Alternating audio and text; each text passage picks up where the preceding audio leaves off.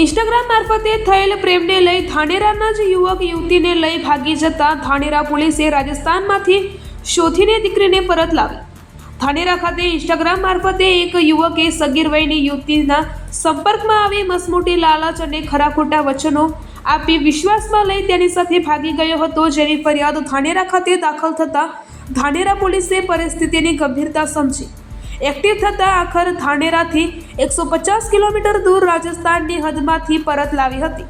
આરોપી હોશિયાર હોવાથી મોબાઈલ નંબર જ બદલી નાખ્યો હતો, પણ ધાનેરા પોલીસ છેલ્લા 1 માસથી IMEના આધારે વોચમાં હતી. આખિર પોલીસના સતત પ્રયત્ન થકી માહિતી સામે આવતા દીકરીને પરત લાવવામાં આવી હતી. ધાનેરા પોલીસ સ્ટેશનમાં 1.5 માસ અગાઉ એક અપહરણનો ગુનો દાખલ કરવામાં આવેલ છે, જેમાં હકીકત એવી છે કે જે અપહરણકર્તા છે તેઓએ ઇન્સ્ટાગ્રામ આઈડી બનાવેલું, ફેક આઈડી, જેના મારફતે દીકરી છે આપણી સગીર વયની, એના સાથે ચેટિંગ કરવામાં આવે છે અને તેને ભોળવવામાં આવે છે. ત્યારબાદ તેનું અપહરણ કરવામાં આવે છે.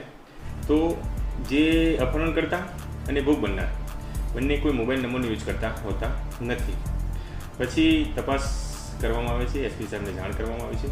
SP સાહેબની સૂચના મુજબ સ્પેશિયલ ઇન્વેસ્ટિગેશન ટીમ એકની રચના કરવામાં આવે છે અને જે અનુસંધાને 1.5 મહિના બાદ એક લોકેશન મળે છે કે તેઓ કિશનગઢ પોલીસ સ્ટેશનની હદમાં રાજસ્થાન રાજ્યમાં કોઈ જગ્યાએ રહે છે.